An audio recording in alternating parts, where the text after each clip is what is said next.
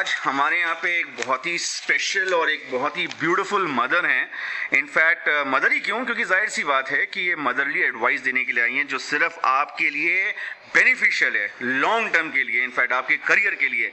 मैं आपको ये चीज़ बताना चाहूँगा इससे पहले कि मैं इंट्रोड्यूस करूँ। पहली बात तो मैं तहे दिल से मैं कन्फेस करता हूँ कि really I am really sorry because of the fact कि आज मैंने मैम को टाइम दिया और मैम जो है time she came before the time. Hats off to her because आपको याद होगा ना कि एक अमिताभ बच्चन जी हैं जो इस एज में भी he is before the time and so does she has set up an example कि आज मुझे एम्बैरेसमेंट हो रहा है और मैं तहे दिल से सॉरी बोलता हूँ मैम को कि आज मैं उनके लिए टाइम पे ना आ सका, तो that's really my fault. But anyway, moving on, in fact मैं आपको बताना चाहूँगा कि ये जो प्लेटफॉर्म जो है निखिल नारायण ने डिज़ाइन करा है। मेरे बहुत ही अच्छे और अजीज दोस्त हैं जिन्होंने इतना अच्छा सोचा, इतना अच्छा विजन करा। So we are all thankful to him rather. So I would really like to come on to this platform to introduce one of the finest personality. But before I do that, let me just give you an example of what kind of credentials, what kind of a work she has done and she has been appreciated. In fact, आपने हम लोग serial देखा होगा, right? बहुत पहले जब हम school में पढ़ा करते थे या जब आप छोटे हुआ करते थे, उसमें आपको वो बड़की बहन तो याद होगी ना, है ना? हाँ, और तो और she has done a famous film like Godmother which was being critically acclaimed।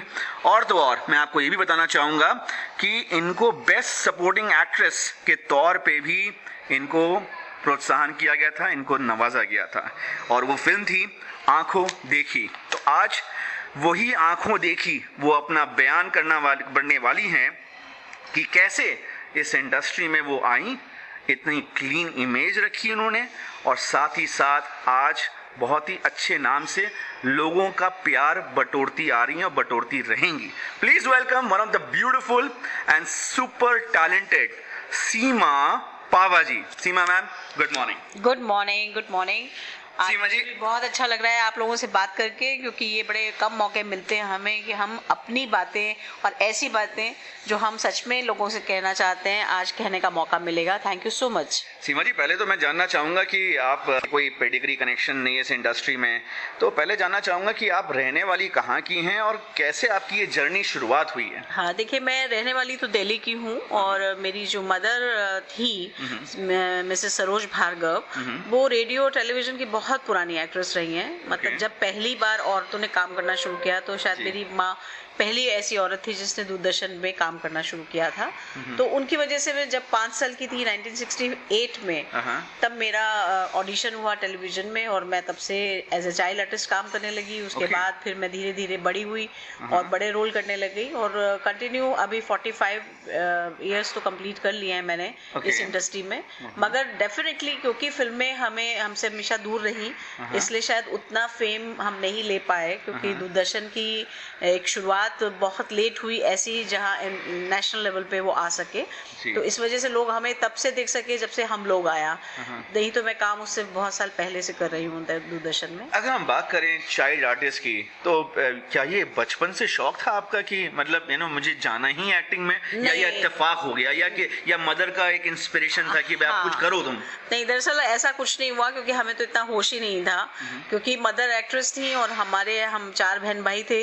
तो चारों बहन भाई की बस जस्ट ऐसे ही कि चलो भाई बच्चे हैं तो ऑडिशन करा देते हैं। ऑडिशन कराए तो हम चारों ही बहन भाई शुरू में बचपन से ही शुरू हो गए। बड़े होते होते ये हुआ कि मेरे बड़े भाई और मैं, हम सिर्फ 2 लोग ही इंडस्ट्री में काम करते रह गए। बाकी हमारे 2 बहन भाई नहीं रह पाए। मेरे भाई का नाम है अभय भार्गव। काफी काम करते हैं, फिल्मों में काम करते हैं, टेलीविजन में काम करते हैं। तो बाकी हम 2 बहन भाई रह गए जिसने कंटिन्यू काम किया। बाकी हमारे 2 भाई बहन जो हैं वो नहीं कर पाए आगे काम। नहीं, कोई बात नहीं, मेरी शुभकामनाएं तब भी उनके साथ में है। ये बताइए कि स्कूल की लाइफ अगर हम बात करें तो स्कूल में आप क्या बहुत ज़्यादा एकेडमिक स्टूडियस थी या मीडियोकर थी पढ़ने में, या आप बहुत ही ज़्यादा वीक थी पढ़ने में? देखो, सच बोले तो अगर एक्टिंग लाइन में जो आ रहा होता है, जिसने बहुत सारा काम किया होता है, वो पढ़ाई में कर नहीं पाता है। मैंने बहुत कम ऐसे एक्टर देखे हैं जो पढ़ाई में भी बहुत होशियार रहे हो। मेरा तो और भी मुश्किल इसलिए था क्योंकि मैं बचपन में ही इंट्रोड्यूस कर दी गई टेलीविजन में और उस वक्त मैं अकेली एक चाइल्ड आर्टिस्ट थी, तो ज़्यादा समय तो शूटिंग पे ही जाता था। और उस समय जितने भी प्लेज होते थे उन सब में मैं ही बच्चा बनती थी, चाहे लड़के का रोल मिले चाहे लड़की का रोल मिले। तो उस वजह से पढ़ाई मेरी इतनी ज़्यादा ऐसे नहीं हो पाई कि मैं बहुत स्ट्रांगली बहुत ज़्यादा पढ़ पाई। जैसे आपने बताया कि जब आप परफॉर्म भी करती थी कैमरे के सामने, तो कहीं ना कहीं वर्क प्रेशर था कि भी या 6 घंटा 8 घंटा यहाँ परफॉर्म करना है, प्लस होमवर्क भी टीचर का मिला हुआ है, तो कहीं ना कहीं स्ट्रेस्ड आउट होते थे आप? बिल्कुल बिल्कुल, क्योंकि पहले आपको मैं बताऊं, जब मैंने काम करना शुरू किया था टेलीविजन में, तब उस टाइम रिकॉर्डिंग सिस्टम नहीं था, लाइव टेलीकास्ट होता था उस वक्त पे। उसके बाद जब रिकॉर्डिंग सिस्टम आया तो एडिटिंग नहीं थी। अच्छा। तो एक प्ले अगर शुरू हुआ है तो वो खत्म होगा, अगर बीच में कोई भूल गया तो वो पहले सीन से फिर से शुरू होगा। अरे बाप रे। तो ऐसा नहीं था कि वहीं से एडिट करके वहीं से आगे हम काम कर सकते थे।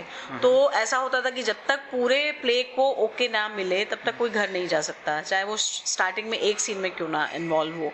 तो उसकी वजह से ये होता था कि वहीं बैठ के होमवर्क करना पड़ता था, वहीं बैठ के अपने एग्जाम की तैयारी करनी पड़ती थी, क्योंकि पता नहीं कितनी देर लगेगी, क्या होगा, क्योंकि एडिटिंग नहीं आई थी तब तक। तो वहाँ पे आपको थोड़ा सा इरिटेशन या स्लॉगिंग, क्योंकि बच्चे कभी कभी परेशान या जैसे बोलते हैं इरिटेट हो जाते हैं कि अगर रिजल्ट जल्दी नहीं मिलते तो इरिटेट हो जाते, तो कहीं ना कहीं आपको उस समय ऐसे नहीं लगा कि यार ये तो फिर से रिपीट करने को मिल रहा है, यार फिर से करना पड़ेगा? नहीं, मैं दरअसल पता नहीं, मैं बचपन से मुझे ये लाइन और ये पूरा एटमॉस्फेयर मुझे हमेशा से बहुत अच्छा लगा है, मैंने बहुत इंजॉय किया है। और क्योंकि सब मेरे बड़े थे वहाँ पर, जैसे मैंने साईं परांजपे जी के साथ बहुत काम किया था, वो दूरदर्शन में डायरेक्टर थी।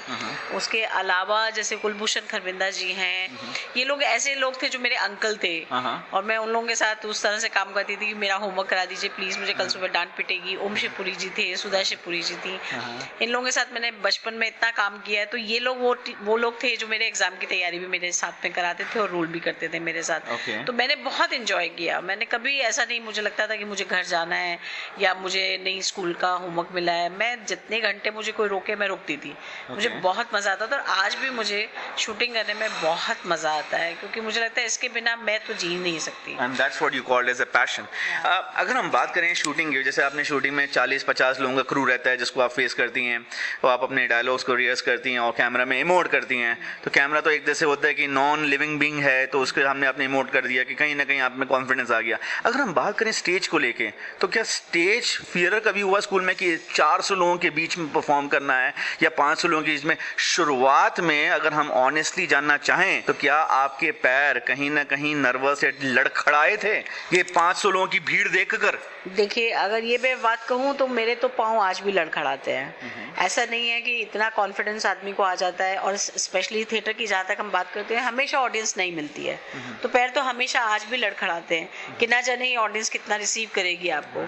तो वो कॉन्फिडेंस तो आज तक मुझे नहीं आया कभी। मैं 45 साल से काम करते हुए मुझे हमेशा उतनी ही धड़कन मेरी तेज़ हो जाती है, उतने मेरे पैर कांपते हैं कि ना जाने आज का शो मेरा कैसा होगा, ना जाने ये परफॉर्मेंस एक्सेप्ट की जाएगी कि नहीं, या ये मेरा जो भी काम है वो ऑडियंस कितना सराह पाएगी कि नहीं। तो नर्वसनेस और पैर कांपना तो आज तक है, और मुझे लगता है वो जिस दिन बंद हो जाएगा उस दिन मेरा शायद काम ही बंद हो जाएगा। That's a great thought. अगर हम बात करें आपकी मम्मी और डैडी को लेके, तो किसकी ज़्यादा क्लोज रही हैं आप? और पूछा जाए कि डैडी मम्मी का दोनों का सपोर्ट था या कहीं ना कहीं एक तरफ से बगावत थी कि बेटी को जो है बॉलीवुड में नहीं जाना चाहिए, कहीं ना कुछ ब्लॉकेज था? नहीं, ऐसा तो बिल्कुल नहीं था, क्योंकि मम्मी खुद एक्ट्रेस थी, तो इसलिए वो ब्लॉकेज तो नहीं था। बट मजे की बात यह है कि मैं अपने फादर से बहुत ज्यादा अटैच रही, और करियर मेरी मदर बना रही थी। और जब मेरी शादी हुई उस दिन से मैं अपनी मदर से ज्यादा अटैच हो गई। मे भी शायद ये बहुत नेचुरल होता है कि एक लड़की जब शादी होकर चली जाती है तो उसको अपनी माँ बहुत याद आती है, कई मायनों में। एक तो काम करना पड़ता है, उस मायनों में भी याद आती है, और दूसरा ये कि सच में माँ तो माँ ही होती है, और उन्हें आज भी मैं मिस करती हूँ। तो माँ की वो कौन सी अच्छी चीज आपको लगती है जो आज भी आपको इंस्पायर करती है, और या आज आपको वो ताकत देती है, वो चीज? जी, जो आज आपने अभी स्टार्टिंग में जो मुझे अप्रिशिएट किया है टाइम पे आने का, ये सब मेरी माँ की देन है। क्योंकि मेरी माँ ने बचपन से हम लोगों को ये सिखाया था कि टाइम की कदर नहीं करोगे बेटा तो तुम्हारी कदर कोई नहीं करेगा। तो टाइम बहुत इंपॉर्टेंट होता है, अपना भी और दूसरे का भी। अगर आपने किसी को कमिट किया है तो डेफिनेटली उससे पहले पहुंचो, क्योंकि उसकी इज्जत तभी होगी जब आपने उसके वक्त पर उसे पहुंच के ये कहा है कि हाँ मैं आपके लिए मौजूद हूँ।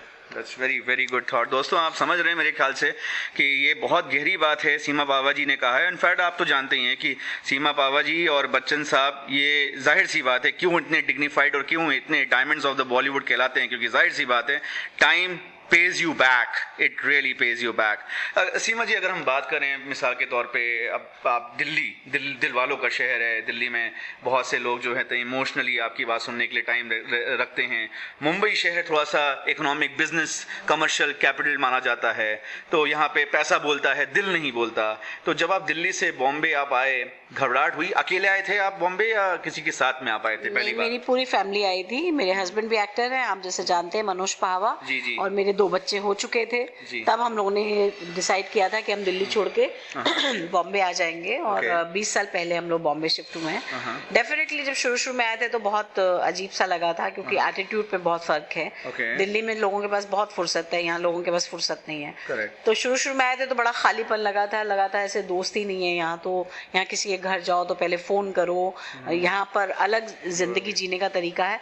लेकिन डेफिनेटली ये हुआ कि कुछ सालों बाद हमें सच में रियलाइज हुआ है कि बॉम्बे बहुत बहुत अच्छी सिटी है, कमाल सिटी है, और यहाँ पर वक्त लगता है, मगर अगर आप इस सिटी को वक्त देते हैं तो ये सिटी सच में आपकी इज्जत वापस लौटाती है, आपकी उस समय की कीमत आपको जरूर लौटाती है वापस। और सच में यहाँ पर मेहनत जरूर कामयाब होती है, ये डेफिनेटली। लेकिन आप अगर सच में मेहनत कर रहे हैं, अगर आप झूठ बोल रहे हैं, आप अगर अपने आप से ही झूठ बोल के आप अपने आप को आर्टिफिशियली तरीके से कि नहीं मेरे अंदर डिसिप्लिन है और है नहीं, या आप अपने काम की इज्जत नहीं करना जानते हैं, या आप सच में मन से काम नहीं करें, तो इस शहर में कोई गारंटी नहीं है। पर सच में अगर आप अपनी मेहनत करेंगे और ये करेंगे तो ये सिटी जो है ये आपको सच में उतनी ही इज्जत देगी जितनी आपने मेहनत की है। बहुत बहुत बढ़िया आपने बेबाक आपने बात ये कही है। अगर हम बात करें जैसे मिसाल के तौर पे आपकी शादी हो चुकी थी बॉम्बे आने के पहले मनोज जी के साथ में। आज मनोज जी इतने खूबसूरत इंसान है कि वाकई में मतलब मिलके कोई भी आदमी जो है, दुखी इंसान भी बड़ा खुश हो जाता है। उनकी उनका एक स्पार्क है, उनकी पर्सनैलिटी का एक स्पार्क है। सवाल ये है मेरा कि आप हस्बैंड वाइफ आप लोग इतने अच्छे से इतने बैलेंस जीते हैं, तो कहीं ना कहीं जैसे ऐसी फिल्में पहले भी बन चुकी थी कि कहीं टकरार आता था कि मैं तुमसे ज़्यादा सक्सेसफुल हूँ या तुम मुझसे ज़्यादा सक्सेसफुल हो, या मेरे बड़े बैनर हैं तुम्हारे पास छोटे बैनर हैं, या ऐसा कभी टकराव या कभी ऐसी जेलेसी कभी आती है? अगर आपकी शादी जैसे मान लीजिए किसी लड़की की शादी किसी फिल्म फ्रेटर्निटी के लड़के के साथ में होती है, तो देखिए हमारा हमेशा ऐसा बहुत अच्छा बैलेंस रहा है, या तो ऊपर वाले की कृपा रही है हम दोनों के ऊपर, कि पहले मैं स्टार थी, जब हम लोग का टाइम चल रहा था उस वक्त लोग मुझे ज़्यादा जानते थे, मनोज जी को कम जानते थे। उसके बाद जब हमारी शादी हुई तो मैंने काफ़ी साल का गैप लिया, क्योंकि मैं अपनी घर गृहस्थी संभाल रही थी, बच्चे संभाल रही थी। उस टाइम पे मनोज जी ने काम करना शुरू किया था और मनोज जी धीरे धीरे सक्सेसफुल होते रहे और काफ़ी बड़े स्टार हो गए और आज लोग बहुत उनको बिल्कुल जानते हैं। और अभी जब मेरे बच्चे बड़े हुए, कॉलेज जाने लगे, तो मैंने अपने काम से छुट्टी ली और फिर मैं अपना करियर संभालने के लिए वापस आई। और अभी ये बैलेंस हुआ है कि मैं आ गई फील्ड में और मुझे अवार्ड्स वगैरह मिले, सराहाया गया। तो ये हमेशा हम दोनों पति पत्नी के बीच में बहुत अच्छा बैलेंस ऊपर वाले ने बनाए रखा कि हम टाइम टू टाइम ऐसा करते रहे, कभी हमारा क्लैश होने का टाइम ही नहीं आया ऐसा, क्योंकि हमने एक दूसरे की इज्जत की है। क्योंकि जब मुझे ज़रूरत थी घर की, तब मनोज जी मेरा साथ दे रहे थे, जब मनोज जी को ज़रूरत थी तो मैं घर संभाल रही थी। तो ऐसे एक दूसरे को हमने काफ़ी अच्छे से संभाला है।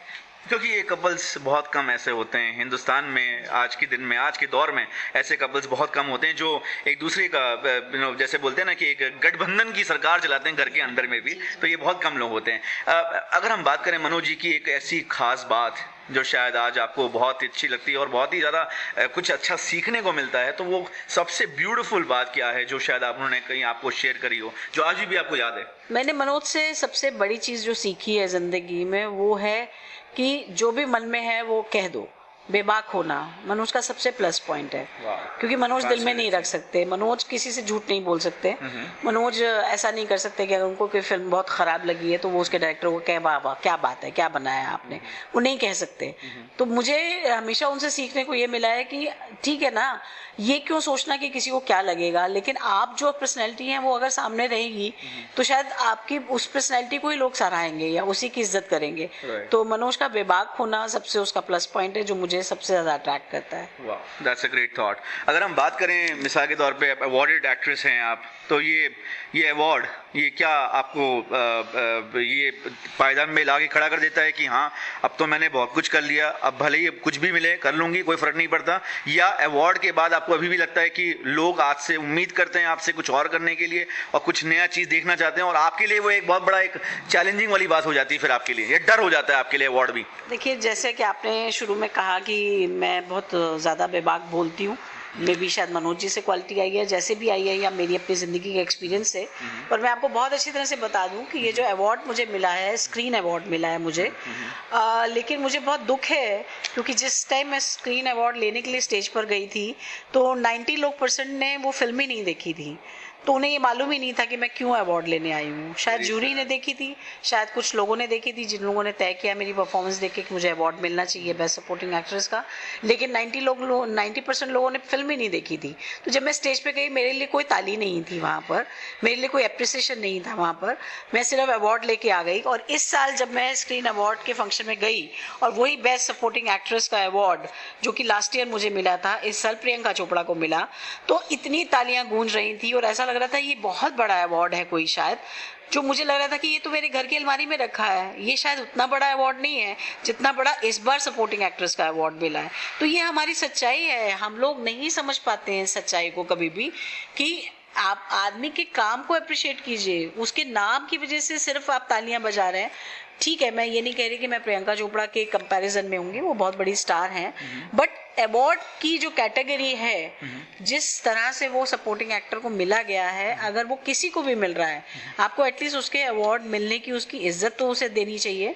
वो मैं खाली एक अवार्ड का वो एक लेके चली आई मॉडल और उसे लाके मैंने अपने घर में लगा लिया और उसके बाद किसी को याद भी नहीं है कि मैंने भी स्क्रीन अवार्ड जीता है, तो उस अवार्ड का मुझे कोई फ़ायदा नहीं हुआ।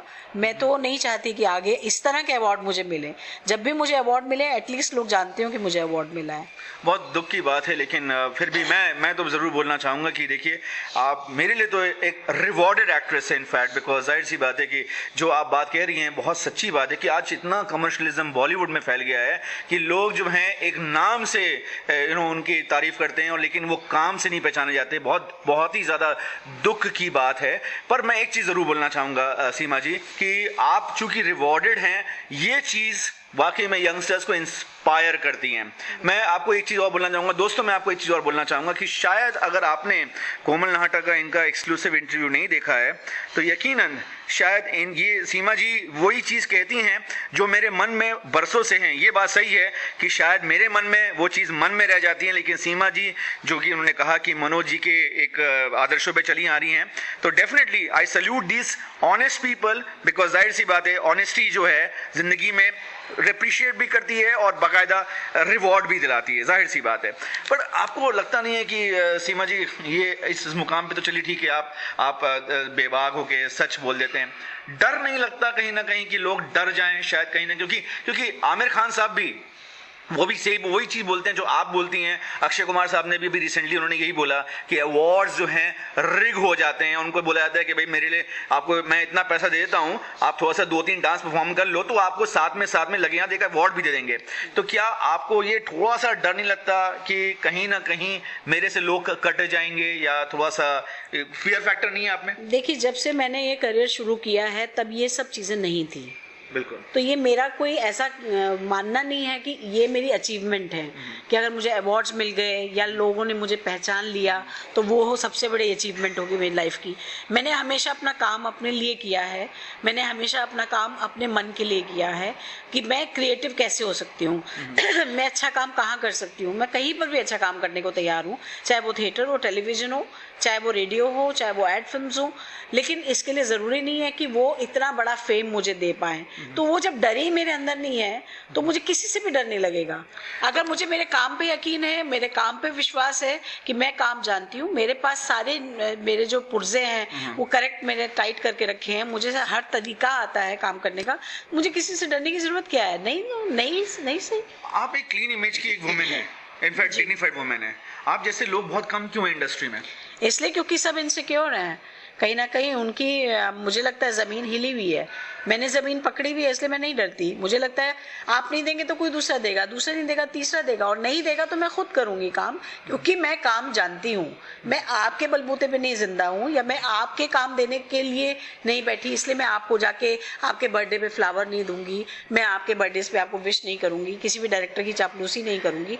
क्योंकि अगर उसे मैं पसंद हूँ या मेरा टैलेंट पसंद है, वो मुझे काम देगा। आज नहीं देगा 10 साल बाद देगा, और नहीं देगा तो नहीं देगा, मुझे क्या लेना देना है। अब देखिए, जैसे फॉर एग्जाम्पल मैं अभी क्योंकि इतनी बात कर रही हूँ आपसे, इसलिए बता रही हूँ कि फरारी की सवारी जब मुझे मिला विदु विनोद चोपड़ा की प्रोडक्शन हाउस से, और उसके बाद वही प्रोडक्शन हाउस मुझे वजीर देती है फिल्म जो आजकल चल रही है वजीर, और मुझे इतनी हैरानी होती है कि एक अच्छा काम करने के बाद जिसको लोगों ने सराहाया, जिसको सब लोगों ने सब कुछ किया, उसके बाद वो मुझे वजीर में एक ऐसा काम देते हैं जो शायद कोई भी अगर एक्ट्रेस करती तो वो कर सकती थी, और आप उस क्रेडिट में मेरा नाम भी नहीं डालना चाहते हैं।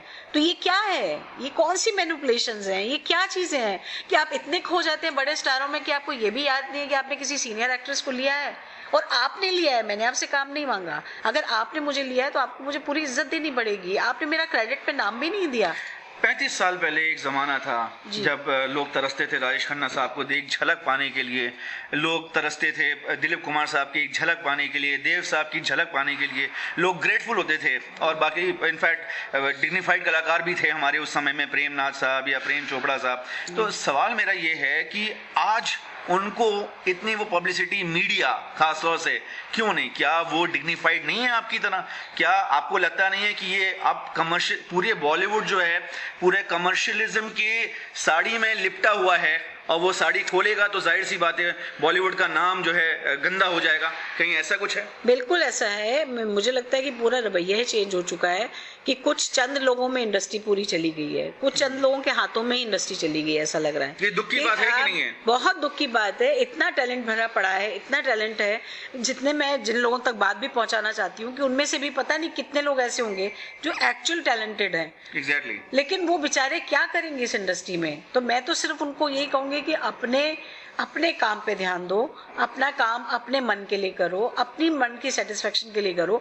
एटलीस्ट आपका ज़मीर आपको ये ना कह सके कि आपने बेईमानी की। आप अपना काम करते जाइए। आपको इस बॉलीवुड में जहाँ पर स्टारडम ज़्यादा फैला हुआ है, जहाँ पर कमर्शियल चीज़ें ज़्यादा फैली हुई हैं, वहाँ भले ही आपको इज्जत ना मिले, मगर कहीं ना कहीं इस दुनिया में आपको इज्जत ज़रूर मिलेगी, क्योंकि आप अपना काम जानते हैं। नहीं, वो बात सही है, लेकिन आपको लगता नहीं है कि कहीं ना कहीं ये भी एक एग्जाम्पल सेटअप हो रहा है यंग जनरेशन के लोगों के लिए भी, कि अगर मान लीजिए कल को यंग जनरेशन जो है कोई एक अच्छा, एक पॉजिटिव, टैलेंटेड और क्रिएटिव कैरेक्टर एक्टर बन जाता है मान लीजिए, तो कल को उसको भी वही चीज़ आई, वैक्यूम महसूस होगा जो आज आपको हो रहा है, चाहे वो नसीर साहब को हो रहा है, चाहे मनोज सर को हो रहा है, चाहे जितने भी कैरेक्टर एक्टर्स देख लीजिए आप, चाहे वो गोविंद नामदेव जी, उन लोगों को हो रहा है कि भाई वो इतने मंझे हुए कलाकार हैं, एक ज़माने में उनके द्वारा सीरियल फ्लोर पे आते भी थे, तो क्या, या जैसे आपकी बात करें ऐसी माजिए साहब, हम लोग में इतनी मशहूर हुई, बड़की के नाम से इतने मशहूर हुई, लेकिन आज वो चीज नहीं है जो बड़की में। बट कहने का मतलब मेरा ये है कि क्या ये मान के चलें कि नए टैलेंट्स के लिए भी एक खतरे की घंटी है अगर वो कैरेक्टर एक्टर बन जाता है?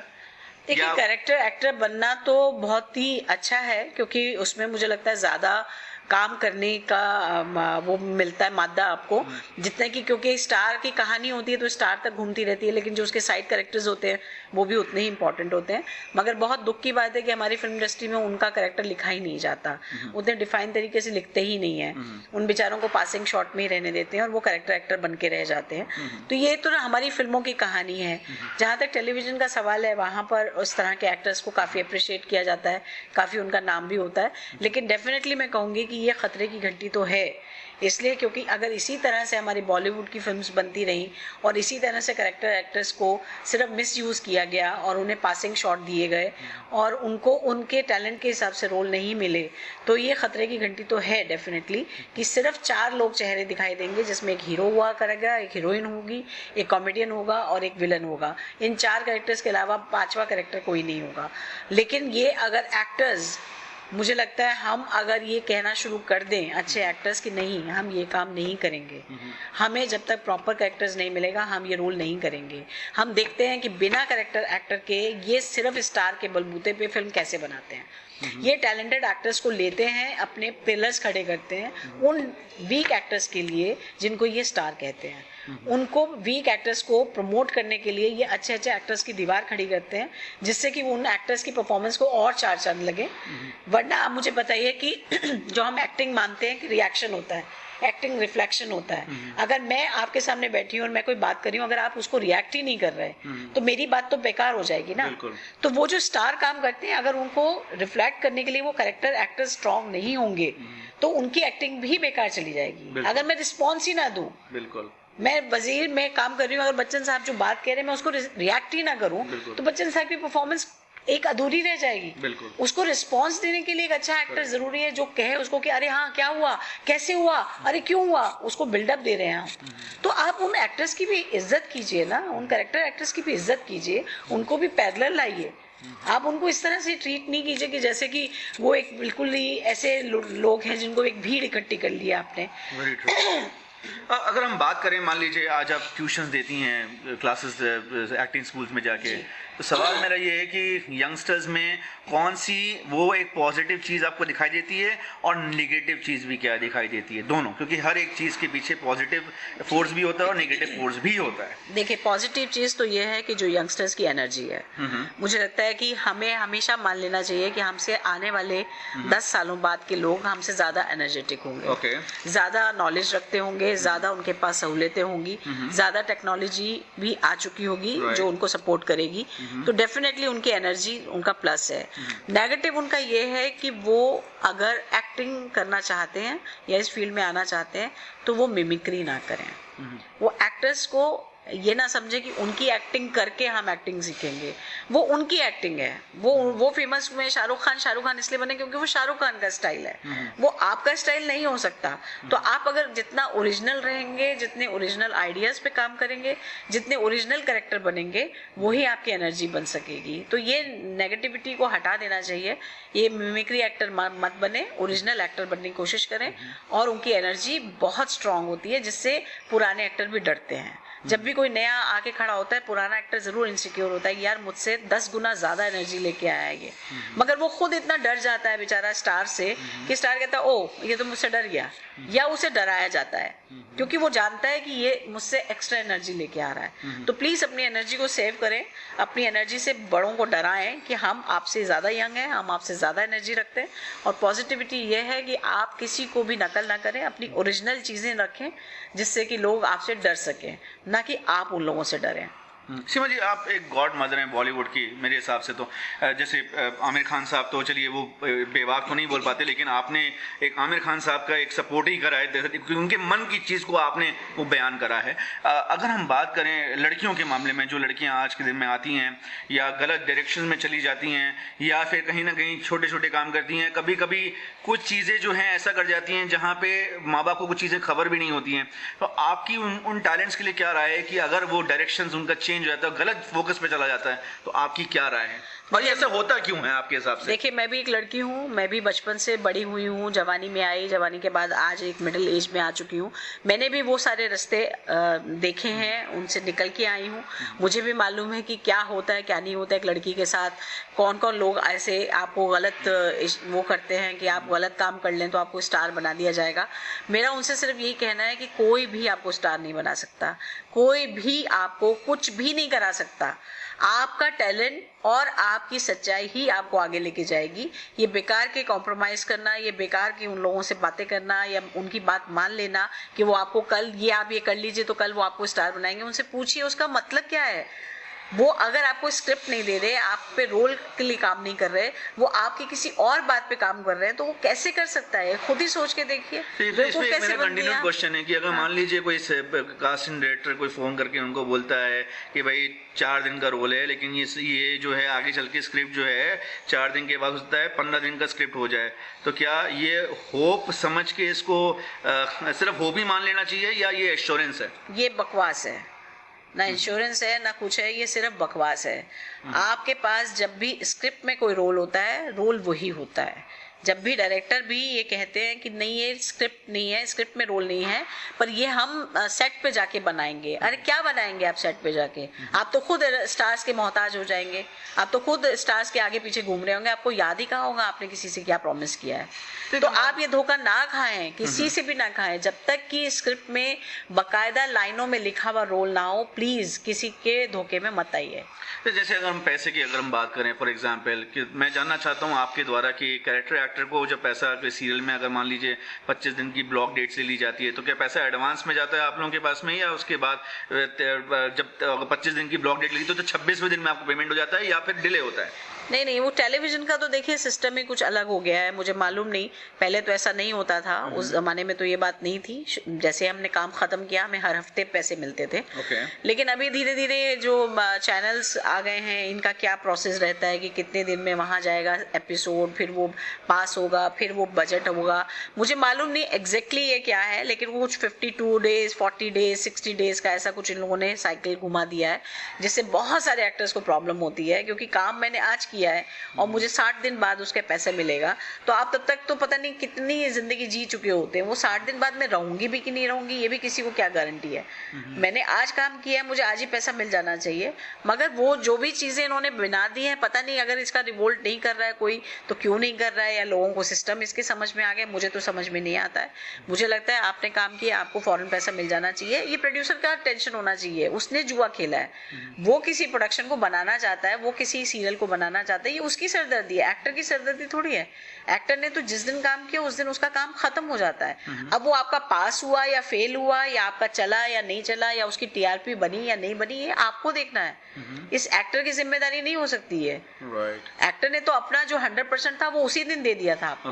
लेकिन कभी अगर आपके पास में ऐसा भी कभी आता है कि फॉर एग्जाम्पल कभी कभी होता है ना कि हमें 2 दिन के लिए वाकई में एक मदर को एक अंदर लेकर आना है, कैरेक्टर मदर को इंट्रोड्यूस करना है सीरियल में, और 2 दिन में उसका जो है स्टोरी दिखाना है कि 2 दिन में वो उसकी स्टेप मदर है और उसका एक्सीडेंट हो जाता है। तो अगर मान लीजिए उनको कोई अच्छी मदर नहीं मिल रही है, उनके टेबल पे नहीं मिल रही है मदर, अचानक से आपको शाम को फोन आ गया कि सीमा जी देखिए ऐसा है, मैं आपको कम से कम थ्राइस दी अमाउंट पैसा दे रहा हूं, लेकिन कैसे भी करके आप सवेरे 6 बजे कल आप आ जाइए, आप कर लीजिए प्लीज, चिंता मत करिए, 2 दिन का मैं कम से कम आपको 25 दिन का पूरा पैसा आपको दे रहा हूं। तो मेरा सवाल ये है सीमा जी से, सिर्फ हम सीमा जी से बात करेंगे पहले, सीमा जी से सिर्फ उनकी थॉट्स जानना चाहेंगे कि सीमा जी का जवाब क्या रहेगा अगर सीमा जी होंगी तो। नहीं, यानी मतलब मैं मान के चलूं कि आप पैसे की भूखी नहीं है? नहीं, बिल्कुल नहीं।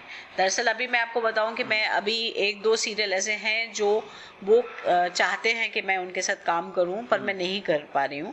इसलिए नहीं कर पा रही हूं क्योंकि मुझे अभी टेलीविजन का सिस्टम ही नहीं समझ में आ रहा, क्योंकि टेलीविजन में हर काम में इतना डिले क्यों होता है। 20 से 25 दिन का कमिटमेंट, मेरी जिंदगी नहीं है क्या? और अगर मैं अपनी जिंदगी नहीं जीऊंगी तो मैं किसी कैरेक्टर को कैसे जी पाऊंगी? अगर मेरी आम जिंदगी आप खत्म कर देंगे, मेरा खाना पीना ही छीन लेंगे मुझसे, इतने घंटे क्यों लगने लगे हैं? जबकि आप टेक्निकली ज्यादा एडवांस हो गए हम लोग, तो इतने घंटे क्यों लगते हैं किसी काम में? जबकि हम जब ये टेक्नोलॉजी नहीं थी उस वक्त में हम 9 से 6 में काम खत्म करके और घर चले जाते थे। अभी इतनी दूर की क्या बात करूं, अभी कुछ ही सालों पहले की बात है, जो ऑफिस सीरियल बना है जिसमें मनोज जी ने काम किया है, वो 9 to 6 में ऑफिस बनता था, संडे को उनकी छुट्टी रहती थी, उसके बावजूद ऑफिस जैसा सीरियल हमने दिया है इस इंडस्ट्री को। तो आप सोच सकते हैं कि क्यों, लेकिन क्या हो गया? अगर किसी प्रोड्यूसर ने बोला कि दिवाली में आपको शॉट रखना ही पड़ेगा, वो जरूरी है, बड़ा एक्टर, सीमा जी देखिए बड़ा एक्टर है, उसकी डेट नहीं मिल रही है, दिवाली में तो आपको आना ही पड़ेगा शाम को 6 बजे के बाद, जबकि लक्ष्मी पूजा होती है, उस केस में आपका क्या जवाब होगा? नहीं, क्योंकि मैंने ऐसा किया है, इसलिए मैं बता रही हूँ कि मैंने सीरियल छोड़े हैं इसी वजह से, क्योंकि मैं नहीं चाहती कि मेरी लॉस नहीं है। फिर भी आपकी किसका लॉस है? मेरा कोई लॉस नहीं है, क्योंकि मैं अपना काम कर रही हूँ, मैं अपना थिएटर कर रही हूँ, मैं थिएटर में बहुत सेटिस्फाइड हूँ, मैं अपनी फिल्में कर रही हूँ, जो कि मुझे अच्छे रोल्स आते हैं, ऑफर होते हैं, मैं वो फिल्में कर रही हूँ। लेकिन आप जो कि आप इस इंडस्ट्री में बहुत से लोग जानते हैं, आप एक दूसरे को लोग जानते हैं, तो क्या आप एक फोन नहीं कर सकती उस बड़े एक्टर को बोलने के लिए कि भाई यार दिवाली में कन्विंस नहीं कर सकते आप? नहीं, बिल्कुल नहीं, मुझे मुझे नहीं लगता हमें उनसे कोई बात करनी चाहिए, वो उनकी प्रॉब्लम है, वो उनका डायरेक्टर लेकिन अगर आपका अच्छा रिलेशन हो, आपका मनोज जी का उनका अच्छा पर्सनली तो हम कभी नहीं जाएंगे, किसी भी एक्टर को पर्सनली हम फोर्स नहीं करेंगे कि आप हमारे लिए ऐसा कर दीजिए। वो डायरेक्टर का ही आउटलुक होना चाहिए,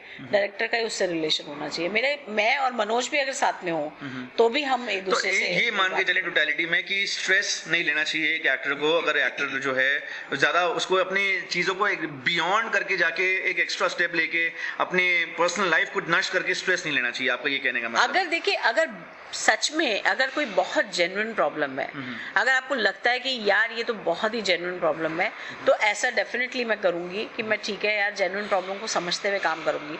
लेकिन मुझे लगेगा कि इसकी कोई जरूरत ही नहीं है, ये सिर्फ ये इनका पागलपन है, क्योंकि ये काम कल भी खत्म हो सकता था, ये सिर्फ इनकी अपनी बेवकूफ़ी की वजह से आज टला है, तो मैं कभी कॉम्प्रोमाइज़ नहीं करना चाहूँगी। बहुत से लोग आपका एपिसोड देखे नहीं है कोमल आटा का, जो रिसेंटली जो आपके पास में आया था, तो उसमें एक मुद्दा मैं और छेड़ना चाहूँगा ताकि हमारे यंगस्टर्स को जिन्होंने देखा नहीं है, मिस आउट कर गए, वो मैं जानना चाहता हूँ आपसे कि बहुत बढ़िया आपने एक अच्छी चीज़ बोली थी जो मैं आपके मुँह से सुनना चाहूँगा। क्या कैरेक्टर एक्टर जो उनको पैसा कम दिया जाता है और वही एक लीड एक्टर को ज़्यादा पैसा दिया जाता है, उसमें आपके स्पेशल कमेंट्स क्या हैं? भाई देखिए, मैंने उस इंटरव्यू में भी ये बात बोली थी और अभी भी मैं बोलना चाहूँगी कि ये जब हम जाते हैं कहीं पर काम मांगने के लिए या हमें बुलाया जाता है, तो मैंने वहाँ भी कहा था कि पता नहीं वो बजट कहाँ गायब हो जाता है, मुझे मालूम नहीं। वो हमेशा स्टार्स के लिए सारे पैसे बचा के रख लेते हैं और जब कैरेक्टर एक्टर जाता है तो उसको कहते हैं देखिए बजट तो नहीं है आपके लिए, तो इतना ही कम पैसा है हमारे पास। तो मेरा ये पॉइंट है कि जब वो इतना ही कम मिलता जाएगा तो हम वहाँ तक कब पहुँचेंगे? जब मैं भी चाहूँगी कि मैं किसी बड़ी गाड़ी में जाऊं और मैं भी अपना एक बड़ा सा घर बना लूं, तो यानी कि हम तो वहीं के वहीं रह जाएंगे सारी जिंदगी, क्योंकि हमें देखते तो सारा बजट गायब हो जाता है, वो तो कहीं छुप जाता है। तो ये तो ट्रेजेडी हमारी बहुत जबरदस्त चल रही है। जो कैरेक्टर्स एक्टर्स हैं बेचारे पता नहीं कैसे मैनेज करा के अपना थोड़ा सा घर बना लेते हैं या कर लेते हैं, और हमेशा हम स्टार्स का ही मुंह देखते रह जाएंगे, क्योंकि हमें वो इज्जत, वो पैसा, वो तो इंडस्ट्री से कभी मिलने वाला नहीं है। लेकिन कभी ऐसा नहीं हुआ कि ये जो आपने जो अपनी पीड़ा बताई है और ये बहुत से लोग जैसे बोल नहीं पाते हैं, तो किसी स्टार ने एक हम्बली एक अपना अफेक्शन, क्योंकि कुछ लोग हैं इस इंडस्ट्री में जो आगे बढ़ के एक पहल करते हैं, किसी स्टार ने अभी तक आपके एक्सपीरियंस में, इस करियर के एक्सपीरियंस में 30 ईयर्स के ऊपर आपका हो चुका है इस इंडस्ट्री में, तो 30 ईयर्स के एक्सपीरियंस में कोई ना कोई एक स्टार ने पहल करी हो कि नहीं यार ऐसा नहीं, थोड़ा सा इनको भी ज़्यादा दो? स्टार्स को किसी की नहीं पड़ी है, स्टार्स को सिर्फ अपनी पड़ी है। स्टार्स को तो ये भी नहीं पता है कि हमें पैसा कितना मिलता है। अगर किसी दिन कोई स्टार हमसे बात करे और हम उसे बताएं कि हमें क्या अमाउंट देते हैं, जो काम आप कर रहे हैं वही काम हम भी कर रहे हैं, डेफिनेटली आपके नाम पे पिक्चर बिक रही है तो आपको ज़्यादा पैसा मिलना चाहिए। लेकिन अगर वो हमारा अमाउंट सुन लेंगे तो उनको हंसी आएगी कि ये इतने कम पैसों में काम करते हैं, ये सरवाइव कैसे करते होंगे। लेकिन कोई स्टार इस पे सुनना नहीं चाहता, ना वो इसके बारे में बात करना चाहता है, क्योंकि वो इंडिविजुअल अपना काम कर रहा है, अपने पैसे ले रहा है और वो जा रहा है। उसे नहीं पता कि उसके साथ वाले को स्टार्स कितना स्ट्रगल करते हैं। मैं तो आपको एक फैक्ट बताऊं कि एक बहुत छोटी सी एक कहानी सी मैं आपको बताती हूँ कि एक कैरेक्टर एक्टर है, उसको एक बहुत बड़ी फिल्म मिलती है।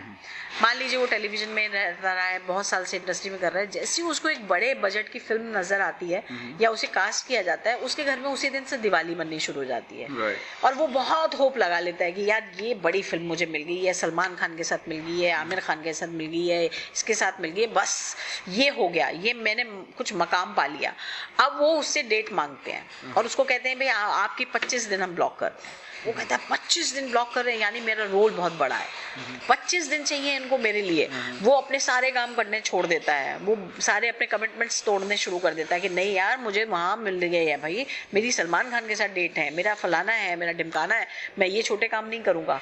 उस दिन से वो अपने घर के खर्चे भी बढ़ा देता है बेचारा थोड़ा, कि कोई बात नहीं, अब हम बड़े लोगों में आ गए हैं, अब मैं उसके साथ काम कर रहा हूँ तो ये छोटी गाड़ी से हम बड़ी गाड़ी में चले जाएंगे। और उसके घर के बच्चे, उसकी परिवार वाले सब सपने पिरोने शुरू कर देते हैं। और जब वो सेट पे पहुंचता है तो उसको पहले दिन की जो एक्साइटमेंट होती है, जब वो मेकअप रूम में बैठा होता है कि यार आज सलमान खान के साथ सामना होगा, ना जाने कैसा होगा, मेरा रोल कैसा होगा, मैं क्या बोल दूंगा, और वो भी कहेंगे कि वाह ये एक्टर कहाँ से पकड़ के लाए, ये सारी होप से वो पहुंचता है और जाता है और उसको पता चलता है कि वो कोने में खड़ा है। और कोने पे खड़ा है और उसको सिर्फ कहा गया कि नहीं नहीं नहीं साइड पे हो जाइए, थोड़ा सा लेफ्ट ले लीजिए आप, हाँ हाँ बस फ्रेम में हल्के से हैं, कुछ पीछे करते रहिएगा ताकि लगे आप जिंदा हैं। अच्छा, वो एक्टर वही करता रहता है। फिर उसके ऐसे करते करते 10 दिन 15 दिन 20 दिन निकल जाते हैं, जिसमें से उसकी 10-10 दिन की कैंसिलेशन हो जाती है, उसे बुलाया नहीं जाता क्योंकि इस फलाना स्टार नहीं आया है तो आपकी ये डेट कैंसिल होती है, जिसके लिए उसको इन्फॉर्म भी नहीं किया जाता। उसको रात को वो बेचारा हड़बड़ी में कि यार कल की मेरी डेट ली है, कितने बजे की शूटिंग होगी, वो फोन करके पूछता है कल कितने बजे आऊँ, ओहो सर सॉरी सर आपको बताना भूल गए, कल तो आपकी डेट कैंसिल हो गई है क्योंकि फलाना स्टार नहीं आ रहा है। तो वो बेचारा उस दिन के लिए जो कोई और छोटा काम भी मिल रहा था उसे वो छोड़ चुका है, क्योंकि वो जानता है कि वो स्टार के साथ काम करने वाला है। तो उसको तो कहीं से भी बेनिफिट नहीं होता ना, उसके काम की तो आपने ऐसी तैसी कर दी, उसकी जिंदगी की ऐसी तैसी कर दी, आपने उसके 25 दिन ले लिए, उसको पैसा दिया आपने 50,000 लाख रुपया, और आपका स्टार लेके चला गया करोड़ों रुपया। आप जानते भी नहीं कि आप ऐसे कितने एक्टरों की जिंदगी बर्बाद कर रहे होंगे, ऐसे कितने एक्टरों के घर में रोज दिवाली मन के अगले दिन अमावस्या आ जाती है, आप जानते भी नहीं है इस बात को, आपको मालूम नहीं है। आप लोग इंडस्ट्री में जो बड़े बड़े लोग हैं ये छोटे लोगों के साथ कर क्या रहे हैं, उनकी पूरी जिंदगी खत्म हो जाती है, सुसाइड तक पहुंच जाते हैं वो, कि आपने 25 दिन उनके लेके उनसे 5 दिन काम करा के उनको एक 50,000 का टोकन मनी देके उनसे कहा कि आप फिल्म का हिस्सा हैं। अरे आप क्या बात कर रहे हैं, आपकी तो डेट कैंसिल हो ही नहीं सकती क्योंकि आप ही तो हैं सलमान खान के साथ। अरे हाँ भैया मैं हूं तो सही, पर मैं खड़ा कहाँ हूँ? कोई आवाज लगा के चिल्ला के कह नहीं सकता है कि भाई मुझे खड़ा कहाँ किया है तुमने। ऐसे केस में जब ये चीज उसको ये डिस्कवर हो जाती है, उस टैलेंट को जो न्यू कमर होता है, उस समय जब वो एक उसके लिए एक अर्थक्वेक का एक माहौल बन जाता है उसके हार्ट के अंदर में, आपकी सबसे बड़ी उसमें क्या एडवाइस रहेगी उस समय के लिए? उस समय जब वो ब्रोक डाउन हो जाता है या वो सोच लेता है कि अब मैं सुसाइड करूं, तो उस समय आपकी वो क्या सबसे वाइटल एडवाइस रहेगी कि जिसके कारण वो ये स्टेप भी ना ले और प्लस वो वहां से बाहर निकल सके और एक नया रास्ता खोज सके? देखिए मैं ये जानती हूँ कि जब हमें कोई काम मिलता है उस वक्त से हमारा दिमाग चलना शुरू हो जाना चाहिए।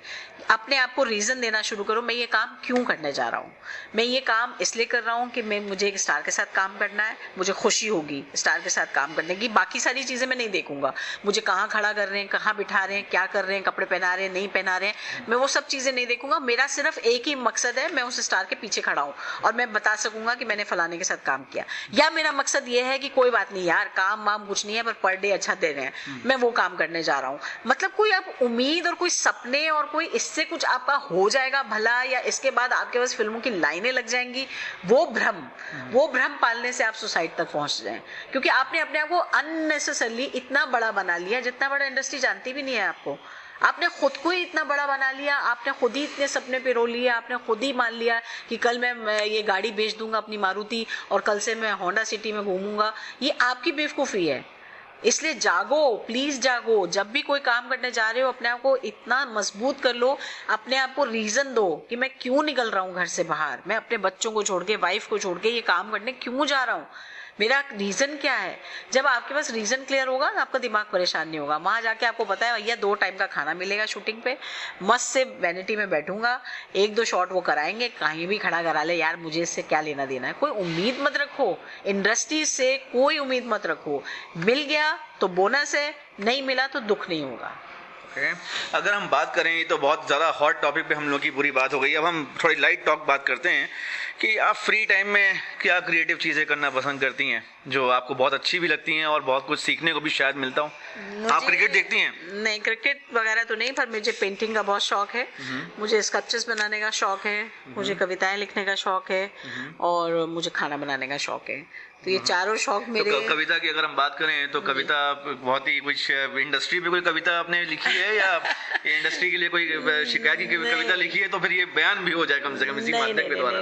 मैं इस पे मैंने ऐसी कविता नहीं लिखी है, पर मेरे को खाना बनाने का शौक है और मैंने अभी एक प्ले किया है साग मीट, जो विशम साहनी का लिखा हुआ है, तो वो साग मीट प्ले में मैंने कुकिंग भी इंक्लूड कर दिया है। तो मैं चलते प्ले में खाना बनाती हूँ, ऑडियंस को खिलाती हूँ। रियल में आपने खाना बनाया चलते में? तो रियल में जब खाना बनाया तो कहीं ना कहीं वो ऑडियंस को वो नहीं लगा पॉज हो गया? नहीं, बिल्कुल नहीं। वो चलते प्ले में बात करते करते मैं खाना बनाती जाती हूँ। आपको पता था कि कौन कितना नमक पड़ रहा है चलते प्ले में भी, और डायलॉग फिर ऑडियंस खाती है ना वो खाना, तो वो भी तो मुझे ध्यान रखना है कि खाना स्वाद बनना चाहिए। तो जब वो बन जाता है तो सब में बांटा जाता है और वो खाना खाया जाता है बाकायदा। तो ये मैंने एक्सपेरिमेंट किया क्योंकि लोगों को मेरी कुकिंग पसंद है, मेरा खाना पसंद है, तो मुझे लगा कि ठीक है यार, मेरी ऑडियंस भी खाना खा के जाए फिर मेरे हाथ का बना हुआ, तो मैं साग मील बनाती हूँ। ये खाना आप जब भी कभी अगर ये जाती हैं प्रोड्यूसर लोग, जब ये बात सही जो आप कह रही हैं, इतनी देर से आपने जो ये बात कही और इतने दिनों से भी जो आप अपने मौजूद उठाया, तो क्यों ना एक ये मैजिकल ट्रीट नहीं हो सकता कि जब आप जाएं तो एक खाना साथ में लेके जाएं और प्रोड्यूसर को, ताकि शायद खाने से उनका दिमाग की बत्ती जल जाए, जैसे मेंटोस खाने से दिमाग की बत्ती जल जाती है, तो कहीं सीमा जी का खाना खा के बत्ती जल जाए उनकी? नहीं, उनकी बत्ती कहीं और ही जलेगी, हम लोगों से नहीं जलेगी भाई। उनकी बत्ती जलने के लिए आपको जो है जगुआर में आना पड़ेगा और आपको मर्सिडीज में आना पड़ेगा। दोस्तों ये सीमा जी है जो कि बहुत ही इंटरेस्टिंग, और मैं वही बोलना चाहूंगा फिर से आपको कि she is really honest women and a truly a God mother. चलते चलते मैं जानना चाहूंगा आपसे कि आपको कौन सी चीज बहुत ज्यादा खुशी देती है, बहुत ज्यादा गम देती है? मुझे सबसे ज़्यादा खुशी तब मिलती है जब मेरे सामने कोई भी जेन्युइन लोग हो। मुझे बहुत खुशी मिलती है उनसे मिलने की, कोई भी हो, सड़क पे चलता इंसान हो या कोई भी हो, जब वो मुझे मिलता है मुझे बहुत खुशी होती है। और सबसे बड़ा दुख मुझे तब होता है जब कोई मेरे साथ चीटिंग करता है। मुझे लगता है ये कह देता तो शायद काम बहुत आसान हो जाता, इसने मेरे साथ चीटिंग क्यों की। मुझे उसका बहुत दुख होता है। मैं इतना रोती हूँ घर में बैठ के कि ये कैसे मेरे साथ कोई कर सकता है यार, क्यों किया है इसने। तो उसका वो इलाज क्या है जब चीटिंग हो जाती है? उसका आप क्या इलाज करते हैं? आप कैसे उससे बाहर निकलते हैं? आप? मैं उससे यही बाहर निकलती हूँ कि मैं ये सोच लेती हूँ कि ठीक है यार, ये शायद उसकी सोच थी, उसकी लिमिटेशंस थी, उसके लिए यही शायद बेस्ट रहा होगा। शायद मेरे लिए जो चीटिंग है उसके लिए उसकी जिंदगी का बहुत ज़रूरी हिस्सा होगा। तो ऐसे कह के मैं अपने मन को बहला लेती हूँ, मगर ये फैक्ट है कि मुझे मतलब चीटिंग बर्दाश्त नहीं होती है, बिल्कुल बर्दाश्त नहीं। और आपके इमोशनल एंकर कौन रहे हैं? मनोज जी रहे हैं, आपकी मदर रही हैं? क्योंकि माँ से मनोज जी भी होते हैं, माँ से मदर भी होती हैं। एक्चुअली मुझे कहना चाहिए कि दोनों को ही मानूंगी, पर क्योंकि मेरी मदर अब नहीं रही हैं। It's very sad to hear that. तो अभी मनोज जी पे बहुत लोड है मेरा, क्योंकि जब भी मेरा ऐसा इमोशनल कुछ भी ऐसा मामला होता है तो मनोज जी हैं जो मुझे सपोर्ट करते हैं और मुझे समझाते हैं कि इससे कोई फ़ायदा नहीं होने वाला। मतलब तुम सब लोग तो अपनी तरह से करेंगे जैसा उनको रिएक्ट करना है, तो उसको इतना अपने ऊपर मत लिया करो। बट मैं हूँ ऐसी। और क्रिकेट की बात करें, थोड़ा बहुत हल्की बात, तो क्रिकेट में आप इंडियन टीम नहीं देखते, मैच नहीं देखती हैं? मैं मैच क्या, मेरा बेटा जो है मयंक पावा पहले 12 साल से क्रिकेट खेल रहा है, मतलब खेल रहा था, अब तो वो भी एक्टर ही हो गया है। बट 12 साल तक वो क्रिकेट खेलता रहा, तो मैं उसको लेके जाती रही कोचिंग में, और वहाँ मैं क्रिकेट से काफ़ी जुड़ी रही और मुझे बहुत कुछ इंटरेस्ट भी पैदा हो गया था। और मैं मैच तो खैर अब भी देखती हूँ और देखना पड़ता है क्योंकि हमारे घर में माहौल है। लेकिन अभी तो मयंक की तो बहुत जरूरत है इंडियन क्रिकेट टीम को, खास तौर से क्योंकि कोई तो लाज बचा ले इंडियन क्रिकेट टीम की, क्योंकि जो परफॉर्मेंस चल रही है। हाँ, तो उसके लिए तो मयंक की जरूरत पड़ेगी। पर उसने जरा अपना रुझाव जो है वो नाटकों में कर लिया है और अब वो बहुत अच्छा लिखते हैं, बहुत अच्छे स्क्रिप्ट्स लिखते हैं, खुद ही अपने नाटक लिखते हैं, कर रहे हैं, डायरेक्ट कर रहे हैं। और इंडस्ट्री में पूरी कोशिश है उनकी भी कि वो आ सके, और मैं चाहूंगी भगवान करे वो और मेरी बेटी दोनों कामयाब रहे, इंडस्ट्री में आए। यूथ है, एटलीस्ट शुरू से अगर लग जाएंगे अच्छी परफॉर्मेंस देने में तो शायद हम जो हासिल नहीं कर पाए वो दोनों शायद हासिल कर पाए। हम सबकी दुआएं आपके साथ हैं, क्योंकि जाहिर सी बात है कि इतनी खूबसूरत विचार करने वाली इंसान कोई और नहीं, सीमा पावा ही हो सकती हैं। और तो और इतने खूबसूरत जज्बातों की, इतनी आपका जो दिल इतना ब्रॉड है, फ्रैंकली स्पीकिंग की I am sure you are lady Aamir Khan for me at least. तो रियली मुझे बहुत अच्छा लगा आपसे बात करके। और सबसे बड़ी बात ये है दोस्तों, मैं एक चीज़ और बोलना चाहूँगा दोस्तों सीमा जी के बारे में, कि सीमा जी वही शख्सियत हैं, आप ये भूलिएगा मत कि ये जो चीज़ें जो वो कह रही हैं ये बनने के बाद कह रही हैं, क्योंकि जाहिर सी बात है आज वो इस मुकाम पे पहुंच गई हैं कि उनका यह हक ज़रूर बनता है, क्योंकि आज वो रिस्पेक्टेड तो हैं ही हैं, प्लस लोगों का प्यार इन्होंने बहुत बटोरा है। तो जरूर जाहिर सी बात है कि ये जो आज इस मुकाम पर हैं वो तब ये कह रही क्योंकि जाहिर सी बात है ये she deserves it, and not only she, in fact मैं तो बोलूंगा कि जितने भी कैरेक्टर एक्टर्स हैं they should be grateful to Seema ji, क्योंकि सीमा जी अगर नहीं बोलती तो शायद ना तो आपको पता चलता है इस बारे में, सच्चाई के बारे में, और ना तो हम लोगों को मालूम पड़ता है सच्चाई के बारे में। तो thank you so much Seema ji, really really really grateful to you कि आज आपने अपना कीमती समय दिया, and it was really really a motherly advice जो आपने टैलेंट्स को दिया। और ये एडवाइस बहुत फ्यू सेलिब्रिटीज में मैंने देखी है जो कि इतनी बेबाक है और इतना फ्रॉम दी हार्ट के अलावा भी एक बिल्कुल एक विजुअलाइज्ड है। मैं तो समझूंगा कि ये ऑडियो इंटरव्यू नहीं है, ये एक वीडियो इंटरव्यू की तरह पे आपने ये विजुअलाइज करवाया लोगों के लिए। So we are really thankful to you for this. Thank you so much. बस मैं ये गुजारिश करूंगी आप लोगों से कि प्लीज प्लीज सिर्फ ऑनेस्टी ही काम आती है आदमी के। आप प्लीज अपनी सच्चाई अपने साथ हमेशा बचा के रखिएगा, बरकरार रखिएगा, और जितनी पॉजिटिविटी है उतनी बांटिए एक दूसरे में, यही काम आएगी और कुछ काम नहीं आने वाला। Thank you so much Seema ji, thank you very much for your time.